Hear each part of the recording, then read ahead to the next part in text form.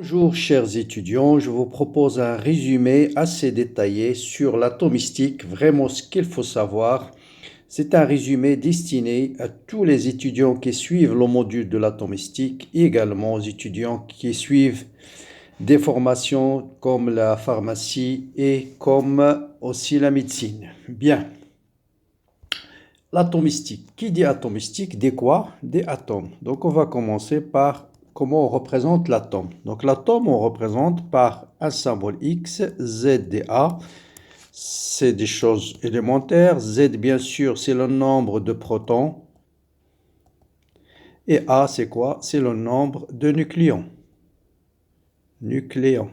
Qui dit nucléon dit quoi? Des protons plus neutrons. Ça, c'est le premier point.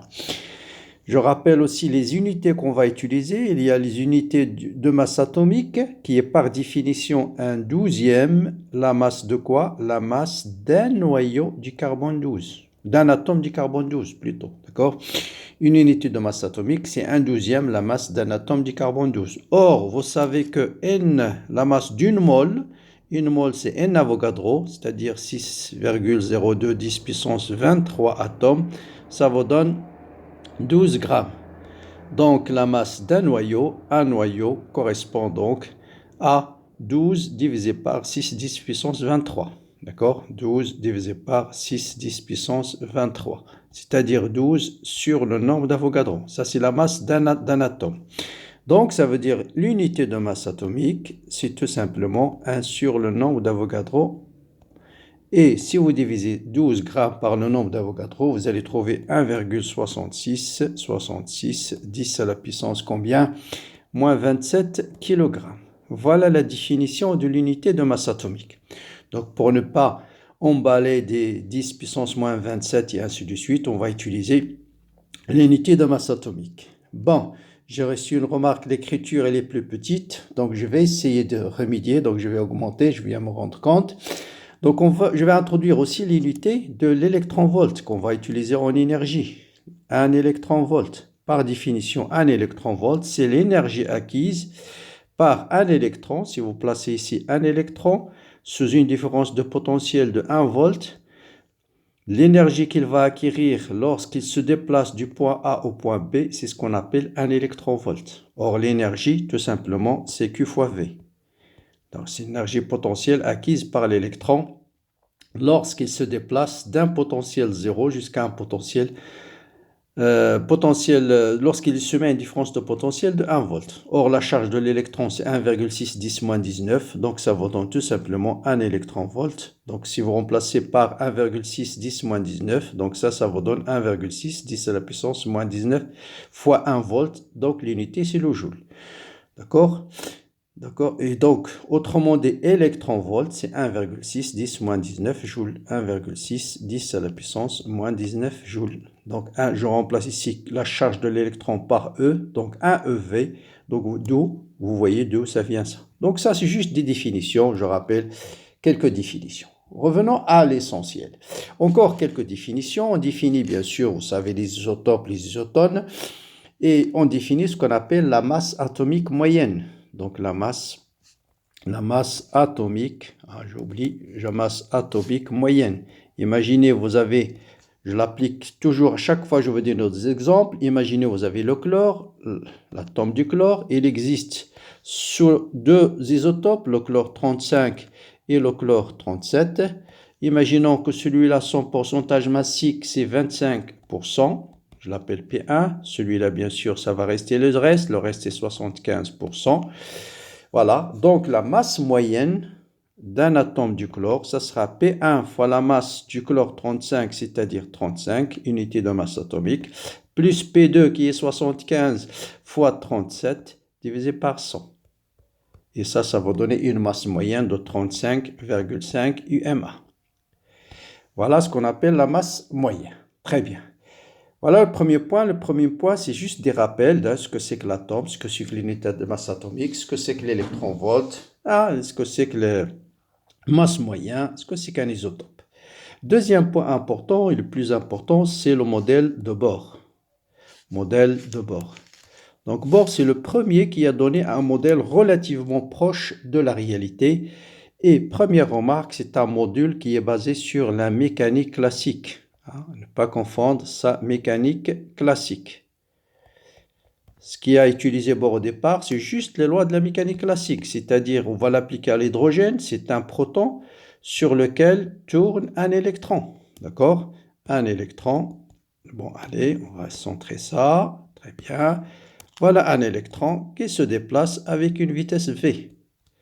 Voilà, et le rayon, on va le mettre, on va noter R. Ici, bien sûr, une charge négative. Ici, une charge positive. Vous savez, d'après l'électrostatique, que le noyau va exercer une force de Coulomb. Je l'appelle force de Coulomb.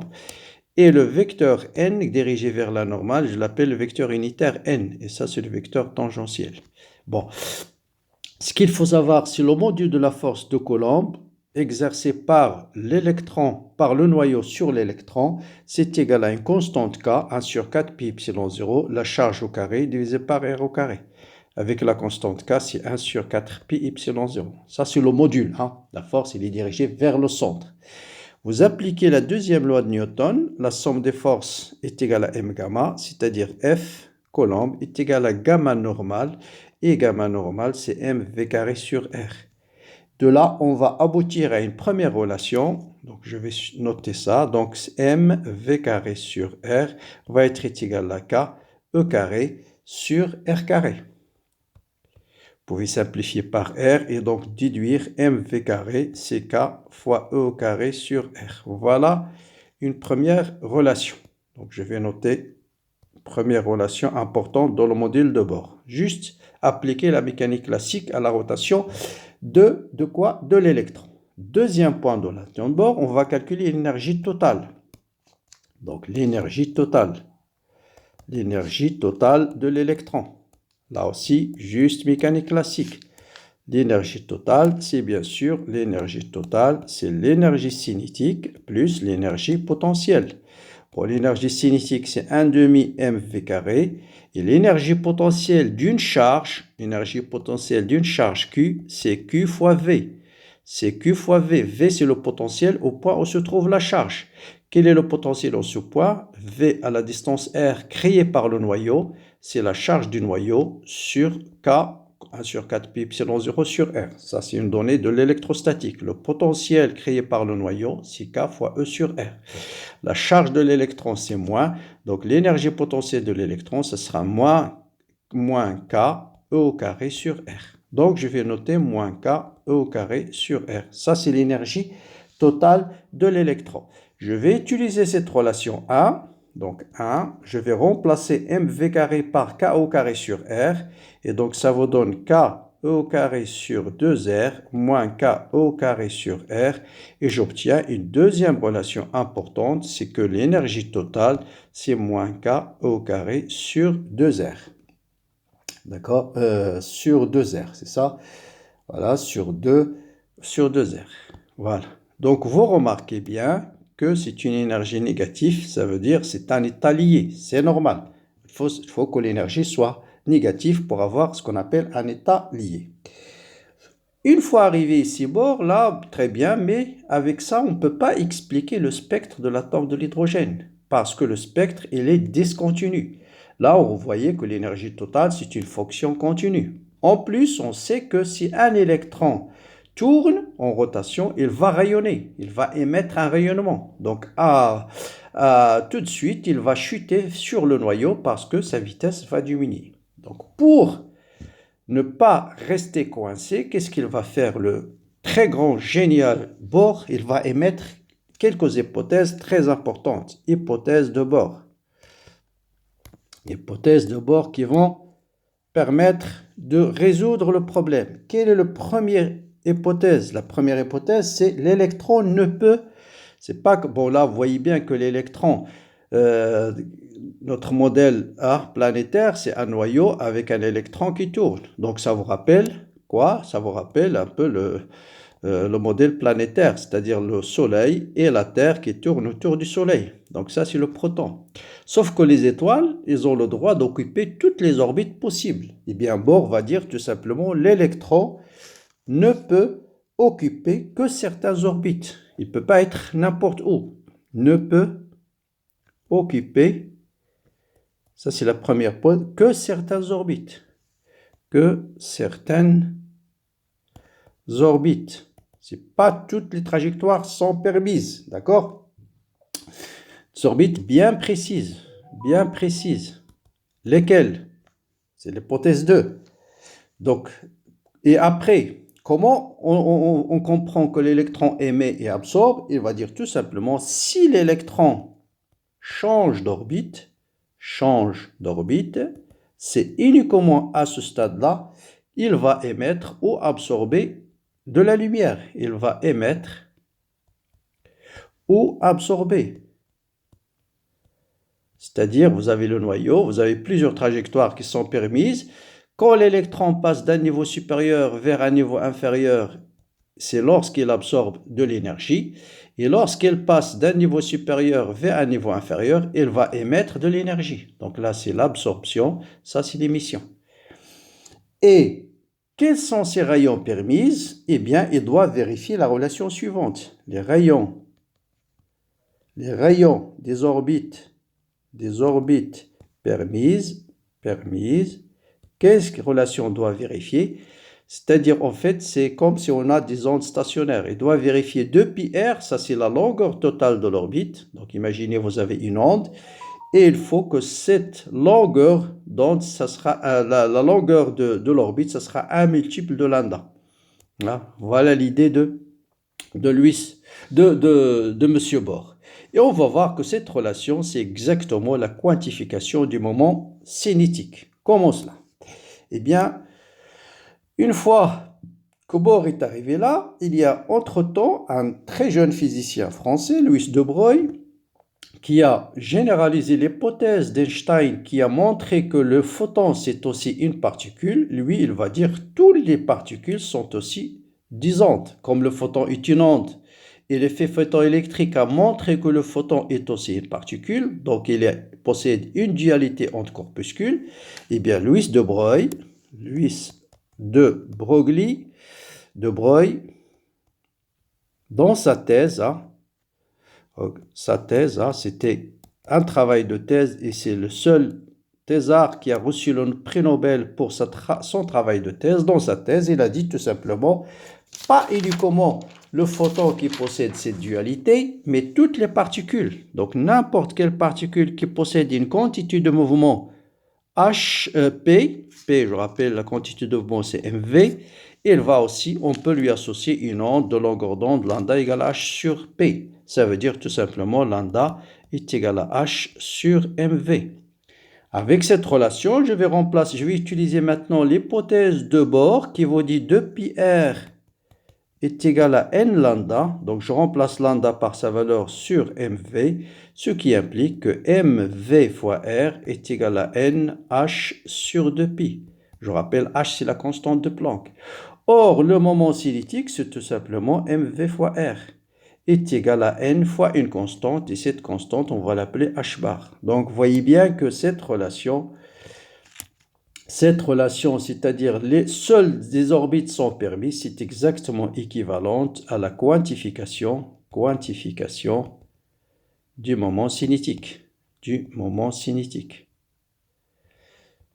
Et bien avec ça, on va résoudre le problème du spectre de l'atome d'hydrogène. Et c'était le grand succès de la théorie de Bohr. Comment cela?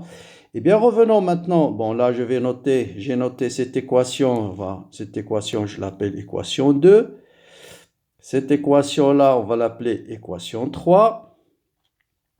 Équation 3, allez, celle-là. Voilà. Maintenant, on va utiliser cette équation pour réécrire, donc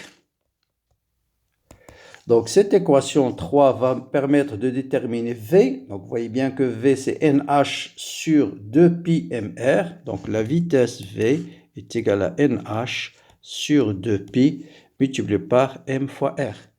Bon, ça, je l'appelle à la relation 4. Et je reviens à l'équation 1.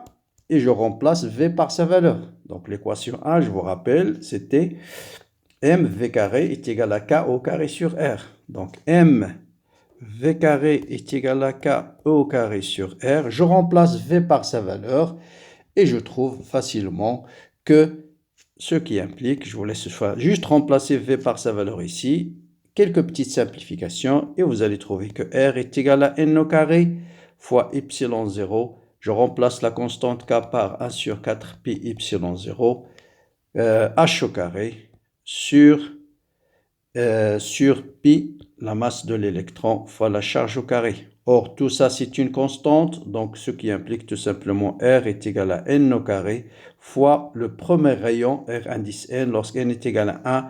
Cette constante, c'est A0, c'est 0,5 angstrom, c'est ce qu'on appelle le rayon de bord. Donc, voilà les rayons orbites. Les orbites permises doivent vérifier A0, première orbite, N égale à 2, 4 fois A0, ensuite 9 fois A0, et ainsi de suite. D'accord? Maintenant, il suffit de remplacer R dans l'expression de l'énergie, de cette énergie, bon voilà, de là. Donc, vous voyez bien que R est proportionnel à N au carré, donc l'énergie totale va être proportionnelle à 1 sur N. Donc, en remplaçant R dans l'énergie, on trouve tout simplement donc quoi? L'énergie indice N, ça sera tout simplement moins K E carré sur N au carré fois le rayon de bord. C'est-à-dire, en remplaçant par des valeurs numériques, moins 13,6 divisé par N au carré, à condition d'utiliser l'énergie comme l'électronvolt. Eh bien, voilà, on arrive donc à construire voilà le niveau d'énergie E1, moins 13,6. Ensuite, l'énergie N égale à 1, N égale à 2, c'est moins 13,6 divisé par 4. Ensuite, moins 13,6 divisé par 9, et ainsi de suite. Donc, N égale à 1, N égale à 2, N égale à 3, N égale à 4, et N égale à 5. Voilà.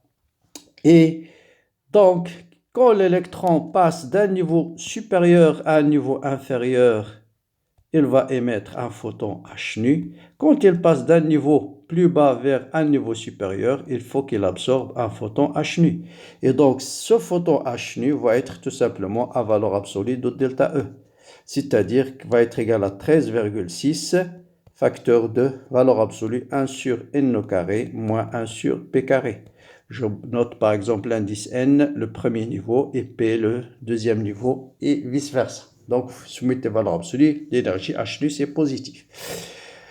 Voilà le rayon de bord. Et bien sûr, ce rayon de bord, ou bien cette hypothèse de bord, a permis d'expliquer parfaitement le spectre de l'atome de l'hydrogène.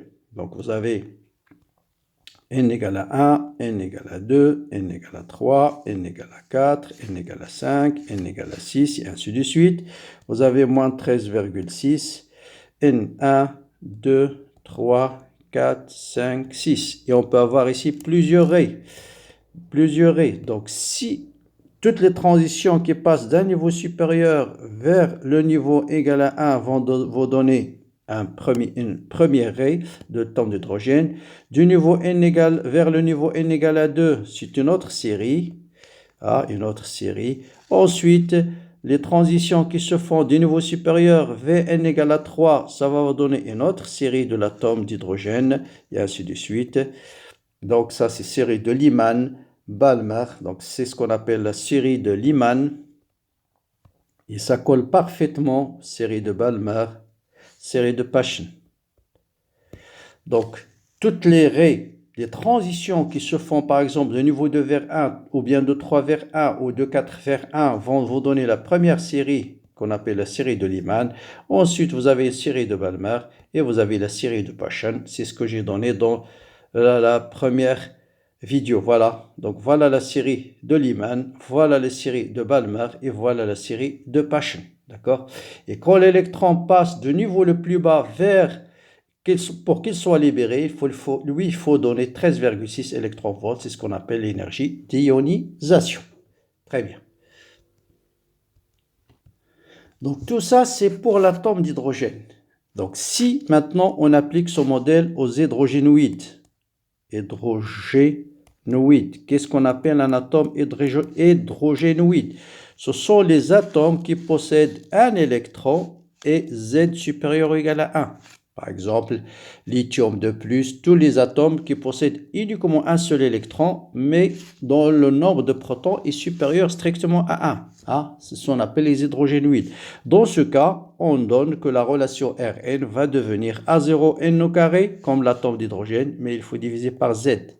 Et dans ce cas, l'énergie En va être moins 13,6 fois Z au carré divisé par N au carré. D'accord? Voilà. Donc, par exemple, si vous prenez le lithium, Z égale à 3. Donc, et vous allez avoir, bien sûr, les niveaux d'énergie. Ça, c'est pour l'hydrogénoïde. Si vous avez cette fois-ci les atomes polyélectroniques, c'est-à-dire plusieurs électrons, cette fois-ci, pas uniquement un seul électron, la formule va encore changer et il faut tenir compte de ce qu'on appelle l'effet d'écran. Et dans ce cas, le rayon de l'orbite n va être A0 n au carré sur la charge effective du noyau et En, l'énergie d'un niveau n va être moins 13,6, la charge effective au carré sur n au carré. Avec la charge effective, c'est égal à la charge, le numéro atomique Z moins sigma, c'est ce qu'on appelle constante d'écran. Et je vais vous montrer comment on calcule cette constante d'écran tout à l'heure. Bien, voilà ce qu'il faut savoir sur les atomes, sur le modèle de Bohr. Maintenant, un petit rappel rapide sur les nombres quantiques. Donc ça, je pense, c'est la partie la plus simple. Tout le monde connaît les nombres quantiques. Les nombres quantiques, ils sont au nombre de 4. Vous avez le nombre quantique n, le nombre quantique L, le nombre quantique m et le nombre quantique de spin. Je parle de l'électron. D'accord? N, il nous renseigne sur l'énergie ou la taille de l'orbite, la taille. Donc n peut être, les valeurs de n, ce sont des entiers, ce sont 1, 2, 3, 4 et ainsi de suite. Pour n égale à 1, c'est le niveau, ce qu'on appelle le niveau K. K égale à 2, la couche L, 3, M, K, L, M, et ainsi de suite. Donc c'est couche, ou bien ce qu'on appelle la couche.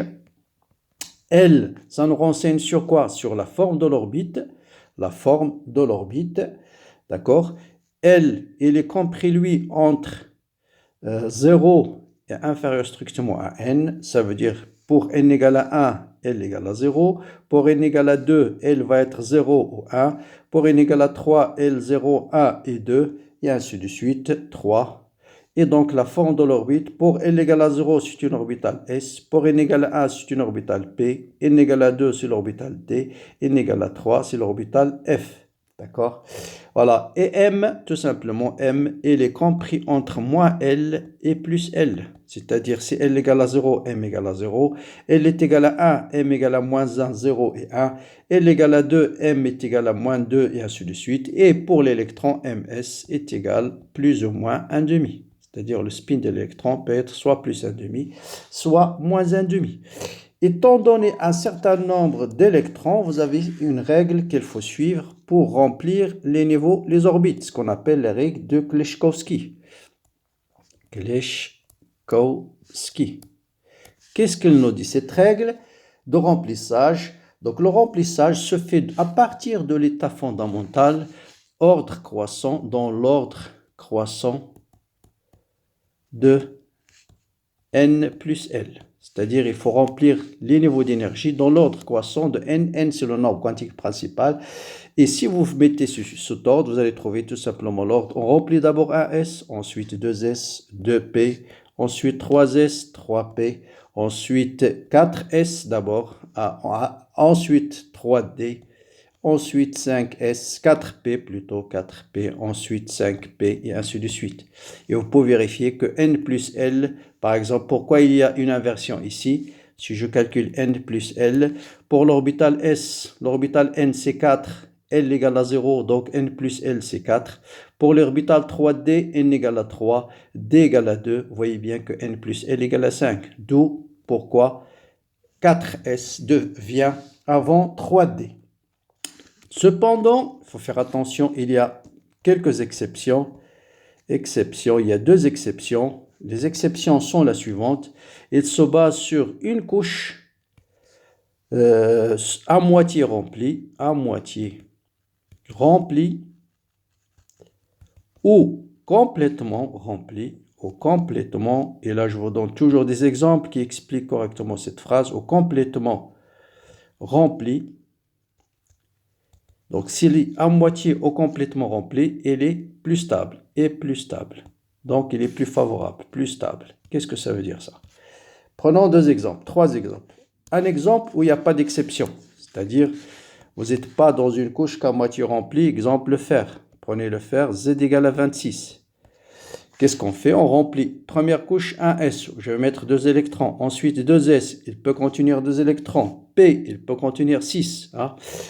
L'orbital, ensuite 3s2, 3p6. Ensuite, 4s2, je commence par 4s2 et je mets le reste dans 3d6. Vous pouvez vérifier que vous avez ici 26. Donc en fait, ça c'est l'argon, c'est le gaz rare, l'argon. Ensuite, il y a 4s2, 3d6. Donc ça, il n'y a pas de problème, il n'y a pas d'exception. Prenons le chrome. Deux exceptions. Premier, le chrome. Et on va voir pourquoi l'exception. Le chrome, Z égale à 24. Donc, vous voyez, il suffit d'enlever deux électrons ici. Donc, ça sera l'argon. L'argon. J'enlève 2 électrons, il va rester 4s2. 4s2, l'argon 24. Donc, 4s2. Le chrome, pardon, c'est ça, le chrome 24. 3d4, 4s2. Voilà, j'enlève 2 électrons, il va rester 4s2, 3d4. Voilà, si je remplace, on suit les règles classiques. Hein. Mettre D. Donc, vous voyez bien, si je vous mettais l'orbital D, il contient 5 cases. D égale à moins 1, 0, 1, 2, 3, 4, 5. Donc, moins 2, moins 1, 0, 1 et 2 pour M. D'accord? Ça, c'est D, l'orbital D. Ça, c'est M, y compris entre moins 2, moins 1, 0, 1 et 2. Pour mettre 4 électrons, donc on va mettre le premier, règle de ronde, mettre d'abord un par case avant de rajouter les autres. Or, vous voyez ici que c'est une couche, il lui manque un électron pour qu'il soit à moitié rempli. Donc, qu'est-ce qu'il va faire un électron? Il va passer de l'orbital, donc c'est pas 4s2 qui est le plus stable, c'est plutôt l'argon. Ensuite, 4s1, 3d4. Donc là, ça c'est... Voilà, et 4s2, il est rempli par 2 électrons. Donc, qu'est-ce qu'il va faire à l'électron? Il va venir ici, et donc la configuration exacte de l'argon, du chrome, c'est l'argon 4s1, 3d5. Voilà la configuration exacte. Hein, c'est-à-dire, il ne suit pas, il y a une exception. Parce que si on suit les règles de Kloczkowski, voilà ce qu'on va obtenir. Mais comme j'ai une orbitale, il lui manque juste un électron pour qu'il soit à moitié rempli. Donc cet électron va venir de l'orbital 4s pour devenir 4s1, 3d5. Vous avez une deuxième exception. C'est prenez par exemple le chrome, pas le chrome, mais l'exemple que j'ai choisi, c'est le cuivre 29. Le cuivre 29. Toujours le cuivre 29, vous voyez, c'est l'argon plus 3d9. 3d9, 4s2. Et là, vous voyez aussi que l'orbital D, 1, 2, 3, 4 et 5, il contient 9. Donc, on va mettre 1, 2, 3, 4, 5. Ensuite, je remets des spins de moins 1,5, 5, 6, 7, 8, 9. Et puis 4s2. Donc, 4s2, 3d9. Or, vous voyez que cet orbital, il lui manque juste un électron pour qu'il soit rempli. Donc cet électron va venir ici et l'orbital et la configuration exacte, c'est l'argon 3d10, 4s1. Oxyde. Voilà la configuration exacte du cuivre. Bien, donc le dernier point que je vais expliquer, souvent le point qui est mal compris par les étudiants, c'est la charge effective. Donc je vous explique d'abord l'origine de la charge effective. Imaginez, vous avez un électron et normalement sur l'orbite numéro 2, imaginons ça c'est n égale à 2, ça c'est n égale à 1. Donc l'électron, le noyau va exercer une force attractive sur cet électron, mais la présence des électrons entre l'électron étudié et le noyau va minimiser cet effet parce que ces électrons-là vont créer aussi une force répulsive sur l'électron. Donc l'attraction du noyau va diminuer. C'est pourquoi on remplace Z par Z étoile. Comment déterminer cette constante d'écran? Là, vous avez tout simplement un tableau. Qu'il faut comprendre un tableau. Voilà l'électron d'origine, c'est-à-dire l'électron dont on veut étudier l'effet du noyau. On l'appelle, ça peut être soit l'électron sur une couche sp, ou bien un électron sur une couche d, ou bien un électron sur une couche f. Cet électron qui se trouve sur l'orbital n. Donc il y a des orbitales supérieures qu'on appelle n plus 1, n plus 2, et l'orbital inférieur à n qu'on va noter n-1, n-2, n-3. Supposons que vous avez un orbital n d'origine S ou bien P. Si vous avez des électrons de même n d'orbital sp, le coefficient d'écran c'est 0,35. Si le même n de type D ou de type F, le coefficient d'écran c'est 0,0. Si vous avez des électrons sur la couche n plus 1, couche supérieure, constante d'écran c'est 0. Sur n-1, c'est 0,85. Quel que soit, s'il s'agit d'un orbital sp, bien sûr, n-1. S'il s'agit d'un orbital d, l'orbital n-1, ça sera un coefficient d'écran 1. Un orbital f, n-1, coefficient d'écran sigma égale à 1. Par contre, n-2, n-3, quel que soit le type de l'orbite, c'est toujours coefficient d'écran égal à 1. Bon, le mieux, c'est de faire deux exemples. Je prends deux exemples. Vous allez comprendre comment on utilise ceci. Prenons l'azote. Et on veut déterminer, donc je vous donne la configuration de l'azote, c'est AS2, 2S2 et 2P3. Ça dépend de quel électron on va étudier le coefficient d'écran. Supposons qu'on va étudier, on vous demande Z étoile d'un électron de la couche externe, c'est-à-dire de la couche 2P. Voilà 2P, elle contient 3 électrons. On va étudier quelle est la constante d'écran sur cet électron-là. Donc je regarde quel type d'électron. C'est type SP. Très bien. Je regarde le nombre d'électrons qui se trouvent sur le même niveau n. Ici, vous avez n égale à 2. Donc, vous avez sur le même niveau n, vous avez combien d'électrons? Vous avez 2s2 et 2p2. Donc, ça, c'est l'orbital p, c'est 2s. Mais vous avez l'orbital s aussi, c'est 2s. Donc, pour n, vous avez 4 électrons. Ah, d'accord? J'étudie cet électron, donc il faut l'exclure. C'est celui qu'on va étudier. Il a combien d'électrons dans le même niveau n? Il y a 2 de l'orbital p et 2 de l'orbital s. Donc vous avez 4 électrons sp. Quel est le coefficient d'écran? C'est 0,35. Donc je vais mettre 4 fois 0,35. Qu'est-ce qu'il me reste? Il me reste 2 électrons sur l'orbital s. Sur quel niveau? Sur n-1. Donc, vous voyez bien, SP n-1, c'est 0,85. Donc, vous avez 2 électrons que je vais multiplier par 0,85. Et donc, je calcule le coefficient d'écran. C'est 4 fois 0,35 plus 2 fois 0,85. La constante d'écran, pardon. Donc, plus ici, bien sûr, c'est la somme. Donc, ça vous donne 3,1. Donc, Z étoile, c'est 7 moins 3,1 et vous allez trouver 3,9. Je donne un deuxième exemple. Charge effective d'un électron 4s. On veut étudier l'électron 4s de l'atome de zinc. Première chose, il faut écrire la configuration électronique. Il faut la règle de Klochkowski. Donc, vous voyez 1s2, 2s2, 2p6, 3s2, 3p6, 4s2, 3d10. Voilà l'électron qu'on va s'intéresser. C'est l'orbital 4. Il y a 2 électrons. Donc, quel type? L'orbital S. Très bien. Combien d'électrons de même niveau n? Il y a un seul.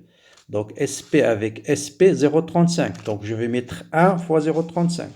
Voilà l'écran de cet électron-là. Je passe à n-1. n-1, vous avez combien? Vous avez 10 électrons de type D et vous avez 8 électrons de type SP. 8 électrons de type SP et 10 électrons de type D. Tous de n-1. Je regarde SP. Voilà, SP, l'orbital n-1 de SP, c'est 0,85. Donc, je vais multiplier 10 SP fois 10 fois 0,85. Ah, voilà. Et n-1, donc là, c'est n-1. Hein, le n-1, le type, si de type SP, c'est 0,85. Et voilà. l'orbital étudié, pardon, c'est SP, voilà, donc 0,85 pour n-1.